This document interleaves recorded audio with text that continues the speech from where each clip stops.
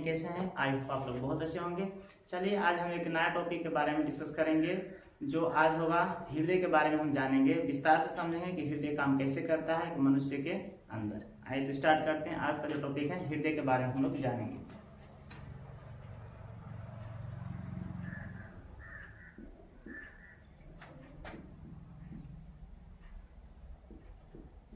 Heart के बारे में हम जानेंगे।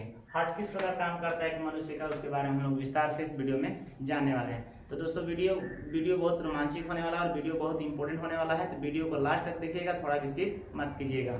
आइए सबसे जानते हैं कि हमारे शरीर में पूरा सर्कुलेशन किस प्रकार होता है। यह हमारा क्या है, हार्ट है। अब यहाँ से किस प्रकार हमारे शरीर में सर्कुलेशन होता है, यहाँ पर हम आपको समझा रहे हैं। सबसे पहले यहाँ पर क्या होता है, इसको ध्यान से देखिएगा। यह है धामनी, उसके बाद महाधामनी,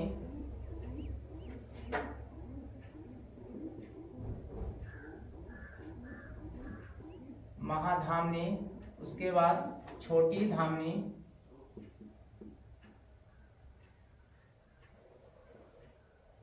छोटी धामनी, उसके बाद से आपका हो जाएगा केसकी। ठीक है दोस्तों, ये हो जाएगा केसकी। इसके बारे में देखिए। फिर यहाँ से तो एक जा रहा है और फिर इधर से क्या लेकर के आता है वो भी हम बताएंगे। बस थोड़ा सा आप ध्यान रखिए, समझिए, ठीक है ना। यहाँ पे हो जाएगा आपका छोटी सीरा, छोटी सीरा, उसके बाद यहाँ से आएगा महासीरा, ये हो जाएगा आपका महासीरा, और यहाँ से जब ये आएगा यहाँ पर क्या हो जाएगा आपका सीरा। तो दोस्तों ध्यान से देखिएगा, इस तरह का हमारा सर्कुलेशन पूरे हार्ट से लेकर के पूरे सर्कुलेशन है, पूरे शरीर में इस प्रकार का हार्ट क्या हृदय क्या करता है, सर्कुलेशन करता है। अब ये इसको समझिए, इसमें क्या क्या जाता है और क्या क्या आता है। दोस्तों एक चीज हम बता देना चाहते हैं कि ऊपर वाले जो धमनी, महाधमनी और छोटी धमनी होती है, यह नस में क्या होता है, O2 जाता है। इसमें क्या जाएगा, शुद्ध O2 जाता है। यहाँ पर हम लिख देते हैं O2 जाता है, यानी इसमें क्या जाएगा, O2 जाएगा, ठीक है ना। और ये यहाँ से केसकी के पास से क्या आता है, यहाँ से CO2 आता है। ये चीज आप लोग को याद रखना होगा दोस्तों, कि जो नीचे की तरफ होता है, यानी इधर से जब तीर लगाए हैं, इसका मतलब होता है कि इधर से CO2 जाता है, और उधर की तरफ तीर लगाए, इसका मतलब क्या होता है, इधर से O2 जाता है। तो ये चीज आप लोग ध्यान रखिएगा। अब यहाँ पर समझिए, सबसे बड़ी नस इसमें कौन सी होती है, 3 नसें होती हैं, धमनी, महाधमनी और छोटी धमनी, ठीक है ना। सबसे छोटी सिराएं कौन सी होती हैं, ये 3 होती हैं, छोटी सिरा, मध्य सिरा और सिरा होती है। अब यहाँ पर प्रश्न आपसे दोस्तों इस तरह का पूछेगा कि सबसे छोटी नस कौन सी होती है। तो सबसे छोटी नस कौन सी होती है, केसकी नस होती है, जो यहाँ पर आपको हम यहाँ पर लिखे हैं। इसको ध्यान से देखिए, इसको हम क्या कहते हैं, केसकी नस के नाम से जानते हैं, ठीक है ना। अगर फिर प्रश्न पूछता है कि शुद्ध ऑक्सीजन और अशुद्ध ऑक्सीजन कहाँ पे मिलते हैं, तो याद रखिएगा कहाँ पे मिलते हैं, अशुद्ध यानी केसकी नस पे ही मिलते हैं। क्योंकि यहाँ से ध्यान दीजिए, जब यहाँ से O2 शुद्ध जा रहा है तो यहाँ पर O2 ही जाएगा, ठीक है ना। और यहाँ पर अगर O2 मिल गया, ठीक है ना। अब यहाँ पर जब मिलेगा तो यहाँ से क्या होगा, O2 के साथ कई गैस मिले हुए हैं, तो O2 के साथ जब कई गैस मिले हुए हैं तो उसमें जब O2 जो होगा, फेफड़ा क्या करेगा, O2 को ले लेगा और बाकी जो CO2 है उसको क्या करेगा, बाहर की तरफ निकाल देगा। तो यहाँ से जो निकलेगा वो क्या निकलेगा, CO2 निकलता है। यहाँ से जो निकलेगा वो क्या निकलता है, CO2 निकलता है। और ये CO2 आकर इस हृदय में आता है और फिर हृदय से क्या होता है, बाहर की तरफ चला जाता है, ठीक है ना। यह प्रक्रिया शॉर्टली हम आपको बताए हैं, विस्तार से हृदय के बारे में बताएंगे। बस वीडियो में बने रहिए मेरे साथ और देखते रहिए, समझते रहिए।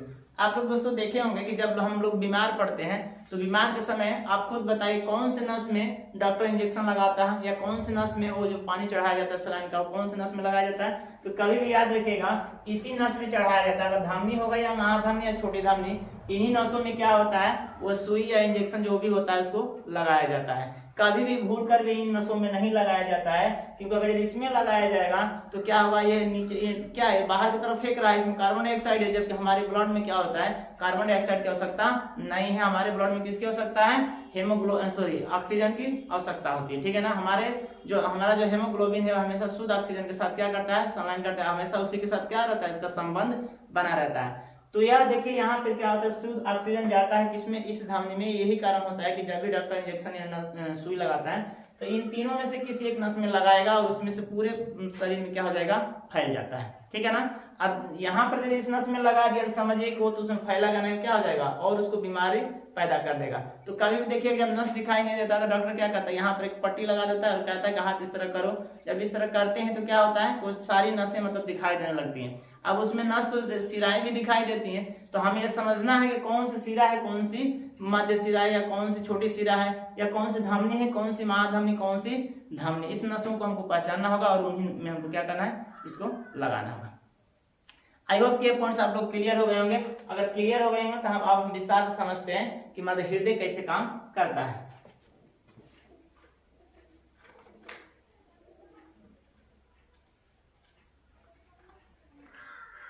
चलिए अब इसको हटा रहे हैं, समझिए अब हृदय कैसे काम करता है।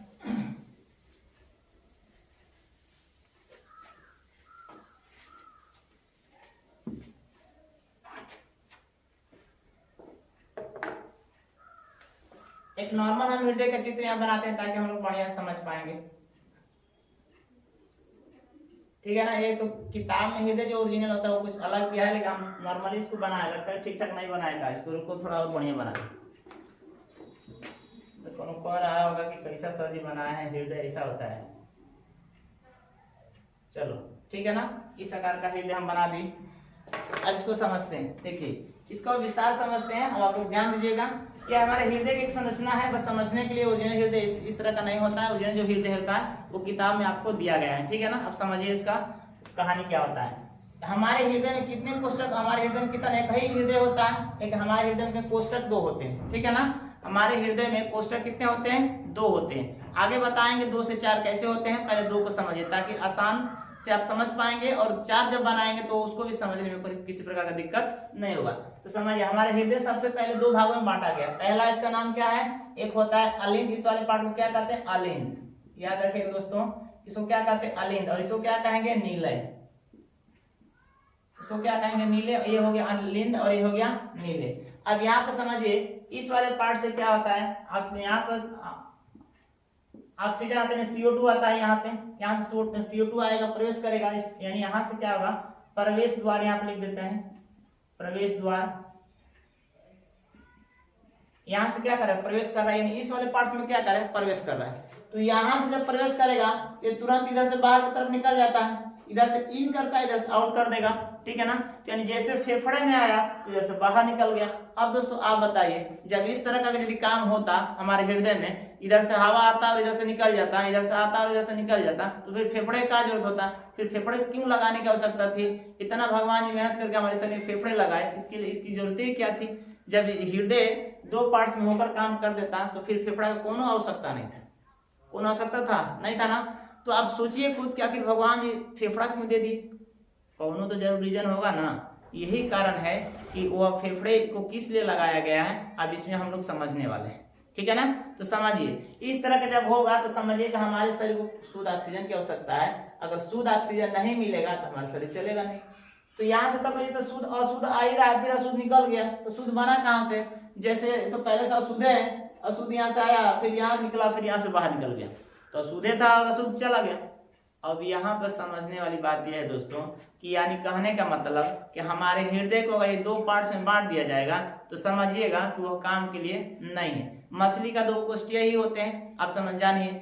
मेढक जो होता है उसके त्रिकोष्ठीय होते हैं, उनके 3 कोष्ठक पाए जाते हैं, लेकिन हम लोग तो मछली है नहीं। लेकिन पहला जो मतलब कि हृदय बनाया गया तो भगवान जी बहुत चालाक थे, मछली का हृदय दे करके हम लोग का हृदय बना दिए, 2 कोष्ठीय कर दिए। लेकिन बाद में जब सोचे कि 2 कोष्ठीय करते हैं तो बहुत दिक्कत, यानी इसमें अशुद्ध आता है और अशुद्ध चला जाता है, तो क्या फायदा है। तो इसीलिए क्या कर दिया, इसको 4 भाग में बांट दिए।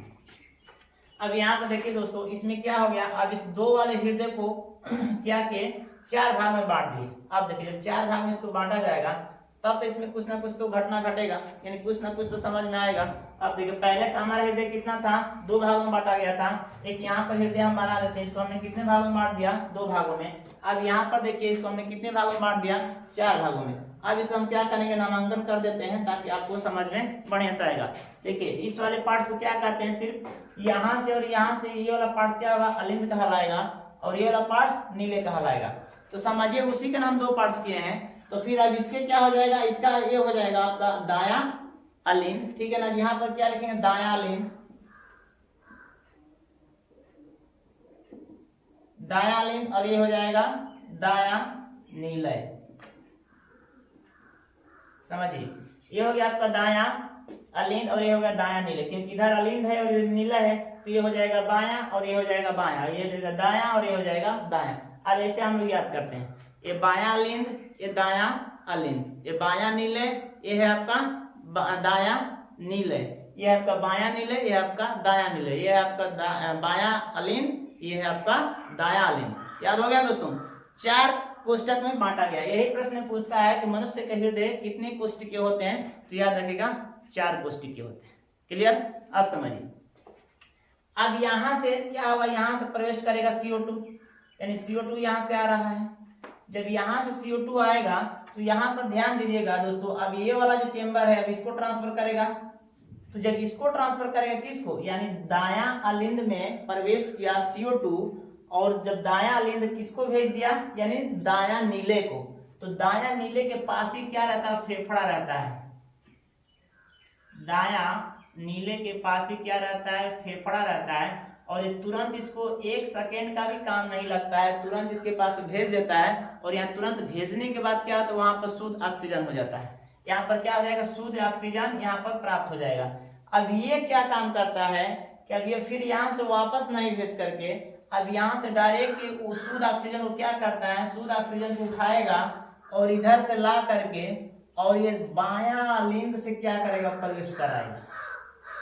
ठीक है दोस्तों, ध्यान दीजिए, हमने जिस तरह चित्र बनाया इस चित्र को भी देखिए ताकि समझ में आएगा। यहाँ पर देखिए, यह जैसे दाया अलिंद में प्रवेश किया CO2, तो उसने किसको भेज दिया, दाया नीले को, और दाया नीले तुरंत दम फटाफट भेजा किसको, फेफड़े को, फेफड़े को भेजा तो वहां शुद्ध ऑक्सीजन हो गया।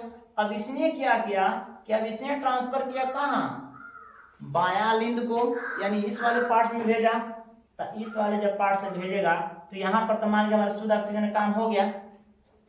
यहाँ पर अब जो शुद्ध ऑक्सीजन था तो यहाँ पर क्या होगा, शुद्ध ऑक्सीजन निकल गया।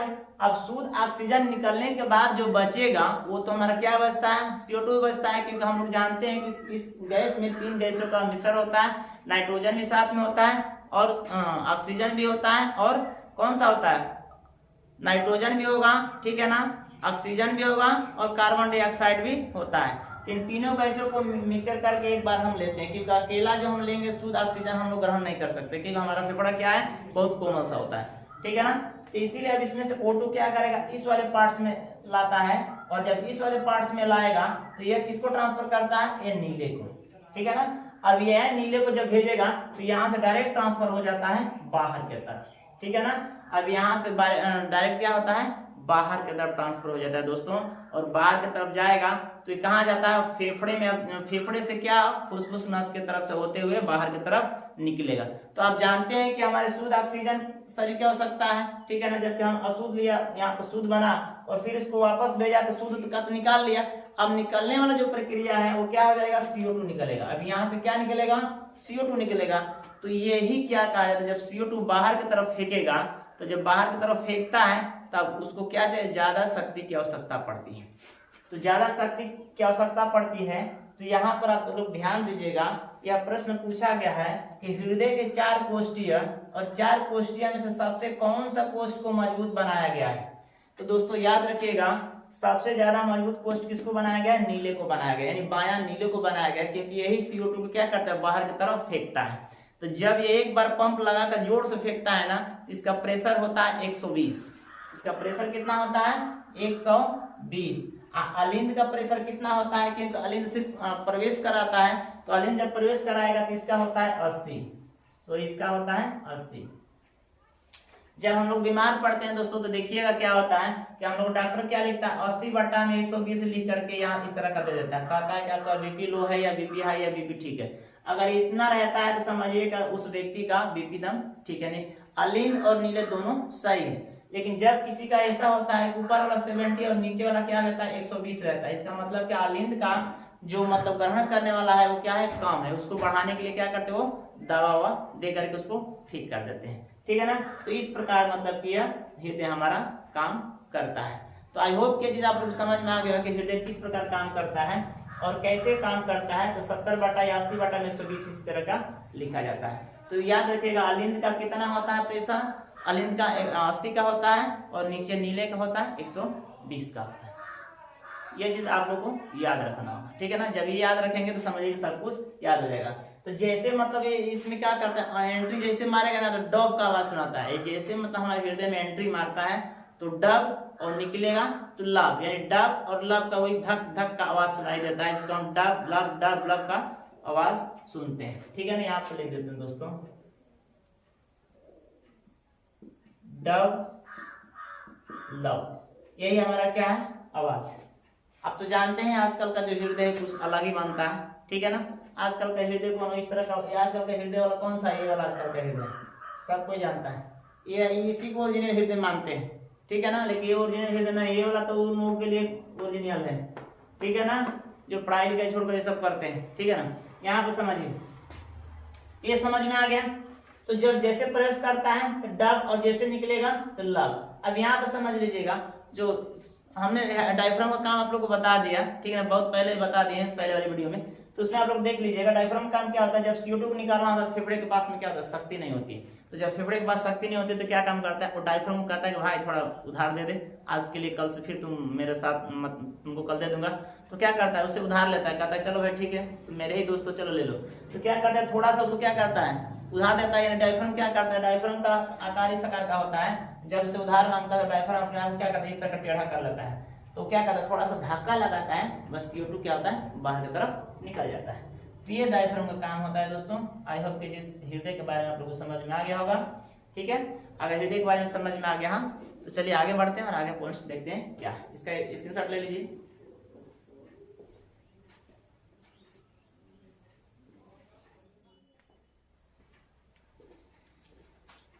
चलिए दोस्तों, तो आप जानते हैं अगले पॉइंट की तरफ। अब अगला पॉइंट हमारा क्या है, प्लेटलेट्स, और दूसरा पॉइंट क्या, लसिका। इसके बारे में हम लोग दोस्तों विस्तार से जानते हैं। सबसे पहला हमारा क्या है, प्लेटलेट्स, और दूसरा है लसिका। यह चीज कभी कभी पेपर में पूछ देता है, इसलिए हम सोचे कि इसको भी इसमें मतलब बता दिया जाए ताकि आप लोग किसी प्रकार का दिक्कत ना हो। तो समझिए प्लेटलेट्स क्या होता है। कटे हुए भाग को रोकने के लिए रुधिर में प्लेटलेट्स कोशिकाएं होती हैं, ठीक है ना। इस लाइन को ध्यान से देखिएगा दोस्तों। कटे हुए भाग को रोकने के लिए रुधिर में प्लेटलेट्स कोशिकाएं होती हैं जो पूरे शरीर में भ्रमण करती हैं, पूरे शरीर में क्या करती हैं, घूमती रहती हैं, ठीक है ना। और रक्त स्राव के स्थान पर थक्का बनकर मार्ग को क्या करती है, रोक देती हैं। इसको समझिए दोस्तों ऐसे, जब हमारे हाथ क्या होते कट जाते हैं जिस भाग पे, तो उस समय ब्लड निकलना प्रारंभ हो जाता है। जब ब्लड निकलना प्रारंभ हो जाता है तब हम सोचते हैं किस तरह ब्लड बंद हो, ठीक है ना। और जैसे यह सूचना उसको प्राप्त होता है प्लेटलेट्स को, तो क्या काम करता है, प्लेटलेट्स तुरंत उस जगह से निकल करके और हमारे शरीर में हमारे क्या करता है, रुधिर प्लेट से निकल करके हमारे कोशिकाओं में क्या होता है, आकर के भ्रमण करने लगता है। यानी वैसे तो पूरे शरीर में घूमते ही रहता है, जिस पार्ट्स पे जहां कटा हुआ देखे तुरंत वहां पर क्या करता है, प्रेजेंट हो जाता है, तुरंत वहां पर वो आ जाता है। और वहां पे आने के बाद क्या होता है, जहां से रक्त स्राव, जहां से वो ब्लड बह रहा है उस स्थान पे क्या करता है, थक्का बन जाता है। थक्का बन करके और उस वाले भाग पे क्या होता है, उस वाले भाग पर आकर के इकट्ठा होना प्रारंभ करता है और उस रक्त वाले मार्ग को बदल देता है। इस रास्ते से अगर जाएगा तो इस रास्ते से अगर जा रहा है तो उसको इस रास्ते में बदल देगा, या उस रास्ते को ही पूरा बंद कर देगा ताकि वो ब्लड उस रास्ते से फिर ना गिरे। तो प्लेटलेट्स का काम दोस्तों ये होता है कि कटे हुए भाग पर क्या करता है, वो आकर के वो इकट्ठे हो जाते हैं थक्का बनकर, जिसके कारण क्या होता है, ब्लड का जो रास्ता होता है वो बदल जाता है या वो रास्ता बंद हो जाता है। समझ में आ गया। चलिए अब दूसरा देखिए लसिका। लसिका क्या होता है इसके बारे में समझिए।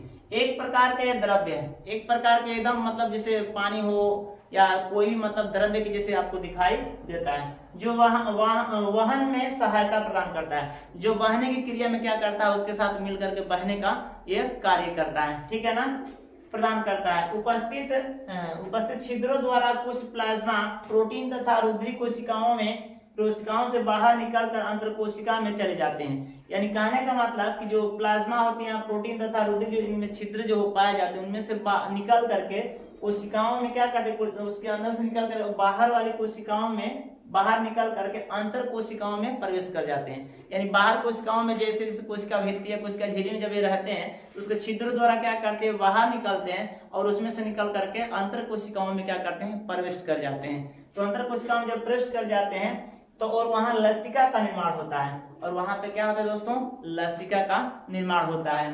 और बड़ी शिरा में यह खुलता है। और किस जगह पे खुलता है दोस्तों, यह जाकर के बड़ी शिरा, अभी कुछ देर पहले हम लोग शिरा के बारे में पढ़े ना, तो वही बड़ी शिरा में जाकर के इसका क्या होता है, मुख खुल जाता है। यानी बड़ी शिरा कहाँ पे है, बीच वाले मध्य शिरा, बड़ी शिरा, छोटी शिरा, यानी सबसे जो हृदय के पास में जो शिरा, उसी के पास क्या होता है, इसका मुख खुलता है और वो हृदय में चला जाता है। यानी कहने का मतलब जिस प्रकार पानी जो होता है, पानी एक द्रव्य है, लिक्विड है, पानी को डालिए तो फर्श पे जाएगा तो बहना प्रारंभ करता है, और खुले जमीन पर डालेगा तो बहता नहीं, सोख लेता है। ठीक है ना।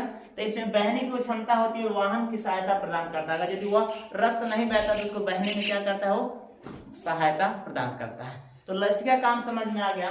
और प्लेटलेट्स का काम क्या होता है दोस्तों, आई होप कि यह पॉइंट्स आप लोगों को क्लियर हो गए होंगे। ठीक है ना।